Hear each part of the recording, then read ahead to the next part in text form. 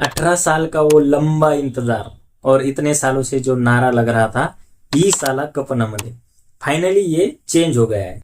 2026 में कहानी पूरी तरह से बदल चुकी है। रॉयल चैलेंजर्स बेंगलुरु जो है पहली बार चैलेंजर्स बन के नहीं, चैंपियन बन के मैदान पर आईपीएल की ट्रॉफी फिर से एक बार डिफेंड करने के लिए उतरेंगे। दोस्तों, रजत पाटीदार की कैप्टनसी और विराट कोहली का विराट फॉर्म क्या इस बार फिर से आईपीएल जिताने में आरसीबी को कामयाब हो पाएंगे? तो ये रहा उनका स्क्वाड। चलिए इस स्क्वाड के बारे में थोड़ी सी डीप एनालिसिस करते हैं। तो सबसे पहले बात करते हैं बैटिंग लाइनअप की। पिछले साल की तरह ही इस साल भी बैटिंग लाइनअप काफी तगड़ी होने वाली है। तो सबसे पहले शुरुआत ओपनिंग से करते हैं। पिछले साल की ओपनिंग जोड़ी जो रहेगी फिल साल्ट और विराट कोहली, तो दोनों ओपन करेंगे। विराट कोहली तो इस साल काफी बढ़िया फॉर्म में चल रहे हैं। पिछली 2-3 ओडीआई सीरीज हुई है, उसमें उन्होंने छह बार मतलब 3 बार 50 और 3 बार 100 रन बनाकर 616 रन बनाए हैं। तो वो काफी बढ़िया रेड हॉट फॉर्म में चल रहे हैं। हालांकि दूसरी तरफ उनके partner in crime Phil Salt T20 world cup उतना अच्छा नहीं गुजरा था, लेकिन फिल साल्ट को एक इनिंग चाहिए बस वापस फॉर्म में आने के लिए और वो अपोनेंट टीम की धज्जियां उड़ा देंगे। तो दोस्तों, ये दोनों तो उनके ओपनर रहेंगे। ओपनर के रूप में उन्होंने 1-2 बैकअप के लिए भी प्लेयर्स रखे हुए हैं, जैसे कि वेंकटेश अय्यर को उन्होंने इस साल काफी अच्छी रकम देके अपने टीम में लिया है, जस्ट बिकॉज उनको एक बैकअप ओपनर की जरूरत पड़ेगी। और वेंकटेश अय्यर का रिकॉर्ड एज ओ ओपनर काफी अच्छा है, ना कि वो जो नीचे बल्लेबाजी करते आ रहे थे केकेआर के लिए पिछले 2-3 सीजन से। तो ये हो गई उनकी बैटिंग की ओपनिंग की ही बात। दोस्तों, मिडिल ऑर्डर की बात करते हैं। देवदत्त पडिक्कल की घर वापसी हो चुकी है।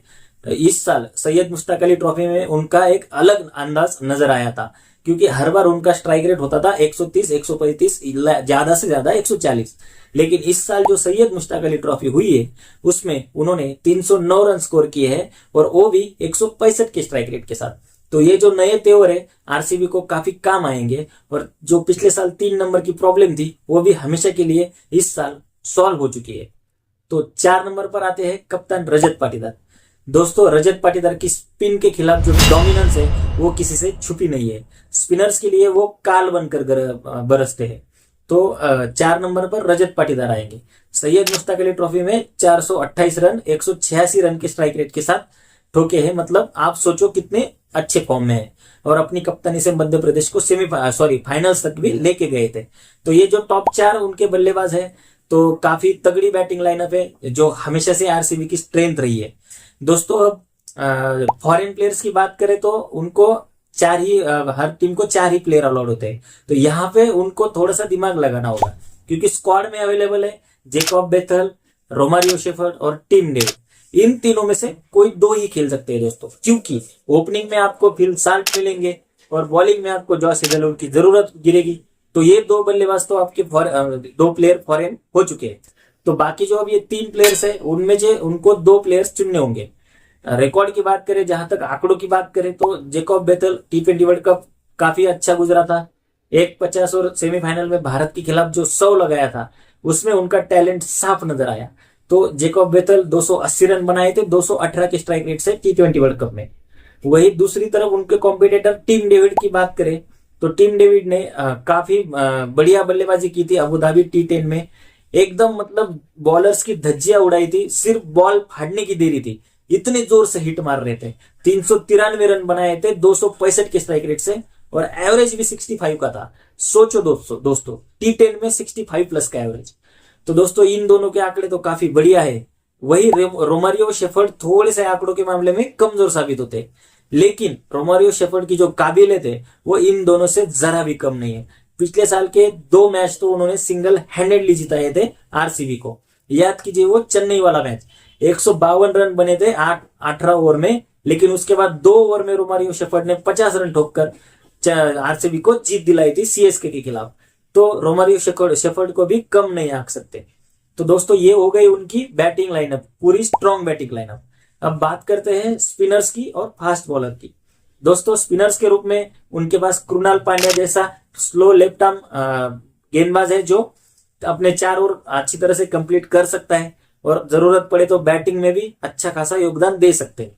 दोस्तों, दूसरे स्पिनर उनके हैं लेग स्पिनर सुयश शर्मा। जो कि इम्पैक्ट प्लेयर के रूप में खेलेंगे। पिछले साल भी वो इम्पैक्ट प्लेयर के रूप में ही खेले थे और उनकी जो गुगलीज है वो काफी शार्प होती है, मतलब काफी तेजी से अंदर आती है, तो वो एक उनका प्लस पॉइंट है गेंदबाजी में। दोस्तों ये दो हो गए स्पिनर्स। अब तेज गेंदबाजी तो काफी भर भर के उन्होंने प्लेयर्स है उनके पास। सबसे पहले बात करें तो जॉश हेजलवुड और भुवनेश्वर कुमार की जो लिथल गेंदबाजी है, पिछले साल इन दोनों ने काफी बढ़िया गेंदबाजी की थी। भुवनेश्वर कुमार की बात करें तो इस साल जो हुई सैयद मुश्ताक अली ट्रॉफी में उन्होंने लगभग 7 मैचों में 15 विकेट लिए थे, तो काफी बढ़िया गेंदबाजी की थी। और उनकी जो स्विंग होती है दोनों तरफ से होती है, मतलब आउट स्विंग भी करने में कामयाब होते हैं, इन स्विंग भी करने में कामयाब होते हैं। वही तरह दूसरी तरफ जॉश हेजलवुड जो है वो काफी समय के बाद क्रिकेट खेलेंगे दोबारा, क्योंकि बीच में काफी इंजरी से गुजर रहे थे। लेकिन हम सबको पता है जॉश हेजलवुड कैसे गेंदबाज है, तो जो एक बार टप्पा पकड़ लेते हैं वो टप्पा बिल्कुल फिर छोड़ते नहीं है, और वो भी काफी लीथल साबित होंगे आरसीबी के लिए पिछले साल की तरह। अब दोस्तों प्रॉब्लम आती है तीसरे फास्ट बॉलर की। यश दयाल अच्छे बॉलर है, लेकिन कुछ कुछ समय वो महंगे साबित हो जाते हैं। तो उनके पास और ऑप्शन क्या है? वो आरसीबी के पास ऑप्शन है मंगेश यादव। उन्होंने मध्य प्रदेश के लीग में उनका खेल देखा, और मंगेश यादव एक अपने यॉर्कर किंग के नाम से जाने जाते हैं और थोड़ी बहुत अच्छी खासी बैटिंग भी कर लेते हैं, 6 हिटिंग एबिलिटी भी उनके पास है। तो या तो यश दयाल खेलेंगे या मंगेश यादव खेलेंगे। मंगेश यादव को 5 करोड़ 20 लाख में खरीदा है उन्होंने इस ऑप्शन। तो दोस्तों ऐसे हो गए उनके 12 खिलाड़ी। अब थोड़ी सी बैकअप की बात कर लेते हैं। जॉश हेजलवुड अगर इंजर्ड हो जाते हैं तो उनके बैकअप में रूप में आरसीबी के पास 2 तेज गेंदबाज है, श्रीलंका के नुआन तुषारा और न्यूजीलैंड के जेकब डफी। ये 2 बल्लेबाज गेंदबाज भी काफी बढ़िया गेंदबाज है। तो इस तरह का जो आरसीबी का स्क्वाड है पूरा, ये स्क्वाड आपको देखने को मिलेगा आईपीएल 2026 में।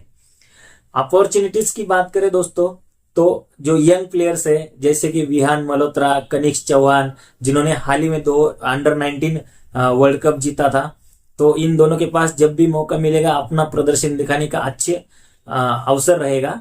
तो ये दोनों पे भी अच्छी खासी नजर रहेगी, टीम इंडिया की भी और बाकी टीमों की भी। तो दोस्तों इस तरह से पूरा ये स्क्वाड जो है वो आरसीबी का मतलब जो जो खिलाड़ी खेल सकते हैं, मैंने उन खिलाड़ियों के बारे में बात की है। हालांकि बेंच स्ट्रेंथ पर विकेट कीपर के रूप में जॉर्डन कॉक्स है, इंग्लैंड के ताबड़तोड़ बल्लेबाज है, लगभग 150 प्लस के स्ट्राइक रेट के साथ रन बनाते हैं। वही कुछ अनकैप प्लेयर्स भी है जैसे सात्विक देसवाल है, विक्की ओट्सवाल है, और भी नए नए खिलाड़ी है जो खेलने को मतलब देखने मिल सकते हैं आईपीएल 2026 में। तो दोस्तों मेरी जो प्लेइंग 11 में मैं आपको बताता हूँ। सबसे पहले नंबर पर होंगे विराट कोहली, दूसरे नंबर पर होंगे फिल साल्ट, तीसरे नंबर पर होंगे देवदत्त पडिक्कल, चौथे नंबर पर होंगे रजत पाटीदार, 5वें नंबर पर होंगे जेकब बेथल, 6ठे नंबर पर होंगे टीम डेविड या फिर जितेश शर्मा। मतलब 6 और 7 नंबर पे दोनों अदला बदली करके खेल सकते हैं। 8 नंबर पे होंगे कृणाल पांड्या, और 9, 10 और 11 नंबर पे 3 fast bowler Bhuvneshwar Kumar, Josh Hazlewood और मंगेश यादव, और सुयश शर्मा जो है वो इम्पैक्ट प्लेयर के रूप में खेले। तो दोस्तों ये रही मेरी आरसीबी की प्रिडिक्टेड 11। आप भी अपनी प्रिडिक्टेड 11 आरसीबी की कमेंट्स में जरूर बताइए, और प्लीज लाइक शेयर और सब्सक्राइब जरूर कीजिए। तब तक मिलते हैं नेक्स्ट टीम के एनालिसिस में। जय हिंद दोस्तों।